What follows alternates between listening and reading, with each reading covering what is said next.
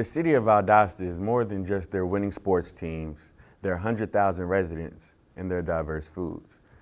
The city embodies the South Georgia culture perfectly, and the Valdosta Lowndes County Historical Society Museum helps tell the story.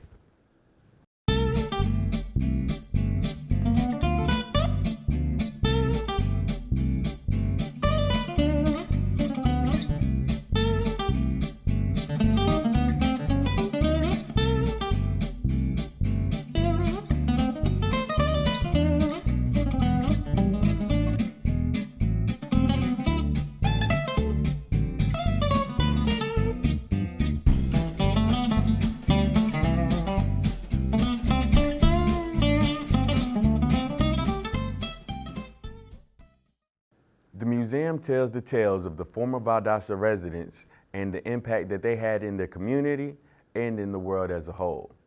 The legendary Coca-Cola Trail, the extremely diverse ecosystem, and textiles that play a vital role in telling Valdosta's story up until the present day. We're very fortunate to be a community that has a local historical society and is of the good fortune that we're able to operate a museum as a theme for our 50th anniversary. It's called 50 Years, 50 Features. This serves as an encompassing name for the Lowndes County Historical Society's 50th year celebration. Our open definition to this theme is that every varying year has been a feature of events, acquisitions, exhibits, museum relocation, our researchers, library expansion, archive advancement including textile identification, publications, building and grounds developments, tours, programs, and meeting the electronic future. One of the earliest and enduring features was that the Society chose to begin and to operate a museum. The Society welcomes each person to find their favorite feature.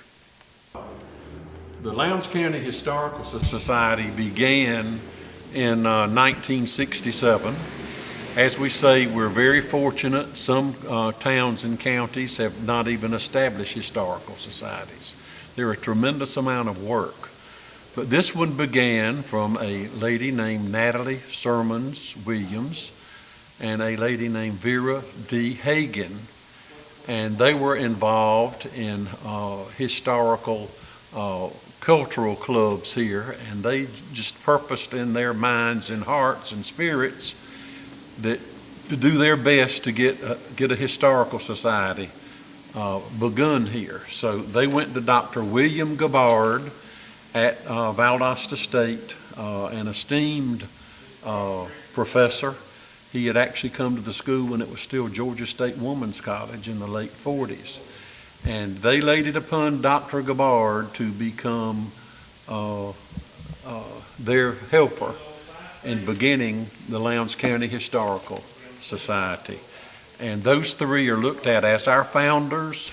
And we greatly appreciate these people and the desire they gave the community to begin to preserve, to collect and preserve, and we also add present that now to the story of Lowndes County. They soon decided to operate a museum. It was in a home that was allowed use by the Archie Griffin family over on Patterson. It, for many years after museum use, was called the Landmark. When the South Georgia Regional Library was being moved out to Woodrow Wilson Drive, this building was left vacant, this Carnegie Library where we are now. And there was work, they were discussing that it be demolished, and because it had a leak, and they found out it was just a hood on the roof that had been improperly closed, and it had leaked for years, and they found out this was actually a very solid building. I know that one of the county commissioners that preserved it for us was Mr. Bodie Chitty, and we had him asked him to write down them saving this building and it being offered to the Historical Society for a museum. So that was in 1977, on the 10th year when the Historical Society moved the museum into this building.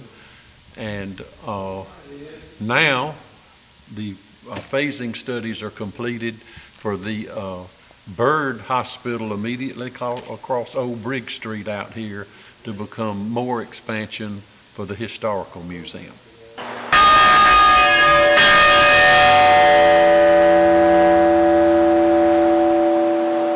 This bell was very famous and can make a lot of noise. This was the bell for the Valdosta Institute that began in 1885. In 1865, 6 citizens of Valdosta purchased the school on Central Avenue and gave it to the town of Valdosta. The bell tower was officially completed by the McShane Bell Foundry in 1889. It cost 19.5 cents to purchase. There was also a charge of 50 cents per pound for the mountings. The bell was shipped to Valdosta by railroad. One of the biggest stories that is connected to Valdosta, Georgia is a famous drink that is known all around the world. You might have guessed it, Coca-Cola. Valdosta has bottled Coca-Cola since 1897. Valdosta is also the second oldest Coca-Cola bottling organization in the United States. In relation to our 50th anniversary, oftentimes on the big anniversaries there's been a publication, but someone else did it for us this year. Published this year in 2017 is this book called The Coca-Cola Trail. And the author, Mr. Jorgensen from Louisiana, contacted the museum once he learned that Valdosta was the second place in the world to bottle Coca-Cola, not to have Coca-Cola, but to bottle it. His goal was to cover the information on Coca-Cola that's not in Atlanta, which is the big corporate headquarters. But we were very pleased to find out that of all the places he put on the Coca-Cola Trail in the United States, chapter number 4 is Valdosta, Georgia. His information on, of course, Valdosta was sent from this museum because we have an extensive archives on Coca-Cola here, Valdosta Bottling Company. Now, when all this became exposed is when they built a new Coca-Cola bottling plant in the 1950s out on Ashley Street here in Valdosta. And the Coca-Cola Bottler magazine ran a feature on it. And in that magazine, from 1897, from the Valdosta Daily Times, stated that they were selling Coke in bottles. Now, how they began bottling here early was, as you can see this example of the stopper top. They call that the Hutchinson bottling system. Coca-Cola was not real keen on the Hutchinson stopper system because they were afraid there was so much competition in the 1890s for colas and what few would make it and become the standard brands. They were very worried people would get this product home in this stopper bottle and it lose its carbonation and go flat, and people say Coca-Cola is not a good product. Mm-hmm. But after the place in Mississippi that first began bottling, Holmes and Barber here did become the second place and were most successful at bottling Coca-Cola. And just to share, ad was run here that actually shows that Holmes and Barber were the first place in Georgia to use the Crown bottling system. Stories along the highway include the composer of Jingle Bells, James Lord Pierpont, living in Savannah, Valdosta, and Quitman. Valdosta being the second place in the world to bottle Coca-Cola, and peanuts being important to the South Georgia economy.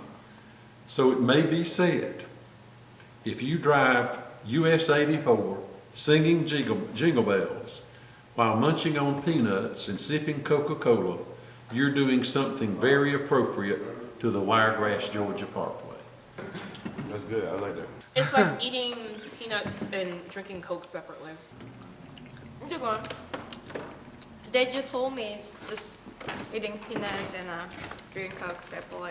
We actually do have the locations of everywhere Coca-Cola was bottled here.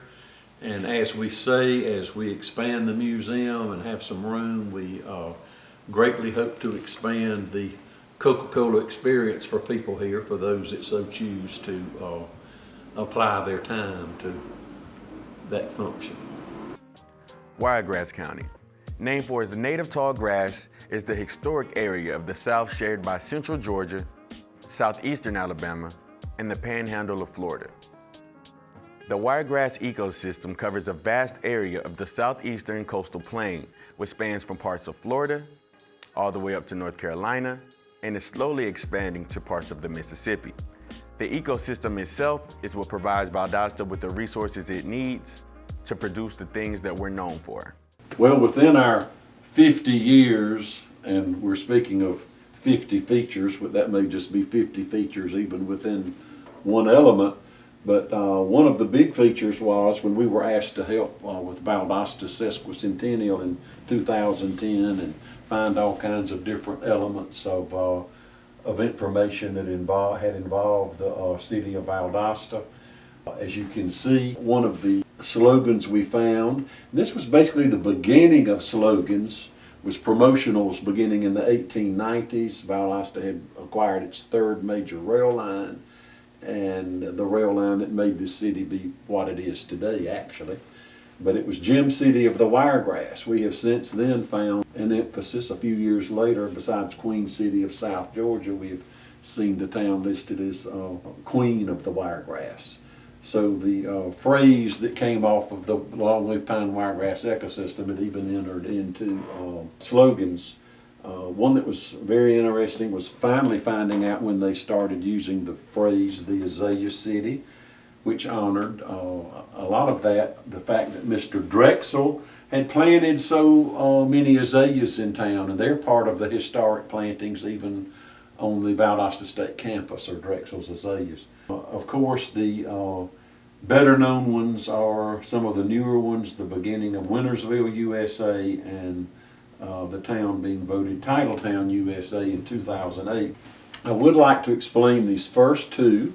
When the first rail line came out of Savannah, and they were developing actual stations, it would stop other places, but Valdosta was number 15 of the stations coming out of Savannah when the first rail line came.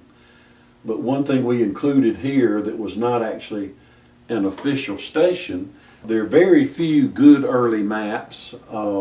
One of them is a map of the Florida coastline where there were people. It didn't go that far into Florida, but it was a Union naval map during the Civil War, and it's one of the best maps. It picks up South Georgia. Well, Valdosta had just started. It had been moved over from Troopville, had been the county seat, and it got abandoned because people were starting the new town on the railroad.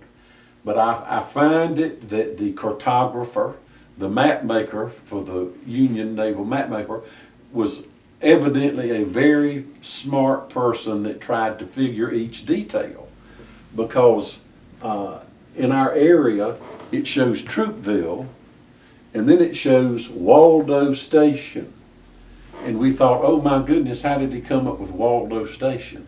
And we thought a little bit, and then we did this. And if you take off the first half of the W, what does it spell? Valdosta. Valdosta was, because that one little bit of rail line came here, this was a place that refugees came. But what happened was, when Sherman took Atlanta, he actually wanted all the civilians gone. And so they were all, he was going to sit there and plan his march to the sea in Atlanta, and he really wanted the people gone. And that's when some of Valdosta's leading citizens were Civil War refugees, and they could get here because the rail had just gotten here a few months before the Civil War broke out. So they were the only skirmish basically involved around here were when troops came down the rail line from Savannah, and they disembarked, and then they marched to Madison, Florida, and then they went towards Jacksonville for the Battle of Olustee. people are surprisingly interested into our ecosystem here and what it has meant to the development of community. And we explain the dynamic of the forest here to people, and the wiregrass, which was the predominant ground cover, it actually is kind of tough when it's mature, and it's actually pyrogenic, and you can like throw a match on it and it'll go poof. And so it would help produce fire that spread across the forest floor that would keep the forest floor open. But what was so interesting is the longleaf pine grows very slowly, but it develops this tremendous taproot that allows the tree to survive fires. And I mean, a fire could be hot enough to burn anything up, but also by the same token, you see palmetto in our forest. Well, the palmetto is basically a palm tree with the root in the ground, so it would survive. But the wiregrass is so interesting, one thing that's so interesting is after it burns, within a couple of days it produces this very soft shoot that provides food for animals.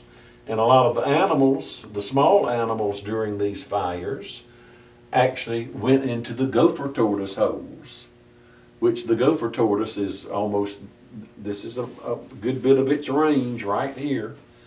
But the holes of the gopher tortoise would give protection to the animals. Even rattlesnakes would crawl into the gopher tortoise holes with other animals. And so it's just, it's very interesting what was going on in our forest and still does in the remnants where it still exists. But anyway, but we look at things, study it, and then tie it to our local history. Valdosta's wiregrass ecosystem played and still plays an important role in everyday things that you may take for granted in your short time here in Lowndes County. The museum, which is a nonprofit organization, features lots of things about the history of Valdosta if one were interested in getting more information on the Azalea City. The museum's collections include archives and collections having to do with various wars that have some connection to Valdosta. Also, adding to the museum's collection is their research library, textiles, albums of World War II memories, and their scrapbooks.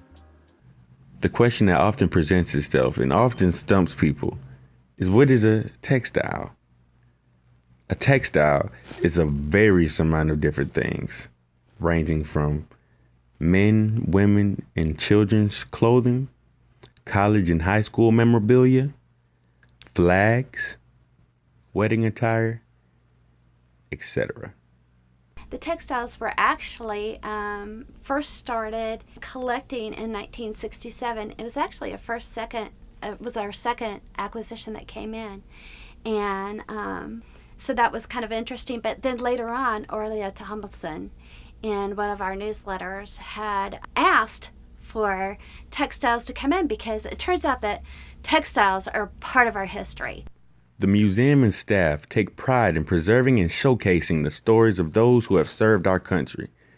From the Civil War to the most recent veterans, the museum houses many uniforms, records, and artifacts of our service members. If you or anybody else that you know would want to see a specific textile, they will have to call the museum in advance, and Miss Amy will have to go through certain steps to display and show the textile. She has to put a sheet on the table. Our bodies secrete oils that could damage the textiles permanently. Therefore, Miss Amy has to take the proper precautions when handling these textiles to help preserve their original and authentic state. And you can see here, this is what I wanted to show you, was what this is a cotton netting that we have here. And it actually has gold inside it that was hammered. And that's the technique that was used in this one. We did some research on this, and it turns out that it was really cool. That there was a group that went to, that did a tour at one point in time. And this is what I was talking about with, that we have some that are set up so that you can actually see what's going on for displays and stuff. This was a tour, and these are local people that went on this tour and took a boat. It was called the Olympia. It was the sister ship to the Titanic. And it was, yes, and they were all on the Olympia when the Titanic went down. The museum's 50th anniversary and 50 features is more than just the history of Valdosta, recovered textiles, a vast ecosystem, and the early beginnings of Coca-Cola. Valdosta embodies the South Georgia culture in all its accomplishments and will continue to do so as the heart of the South lives on.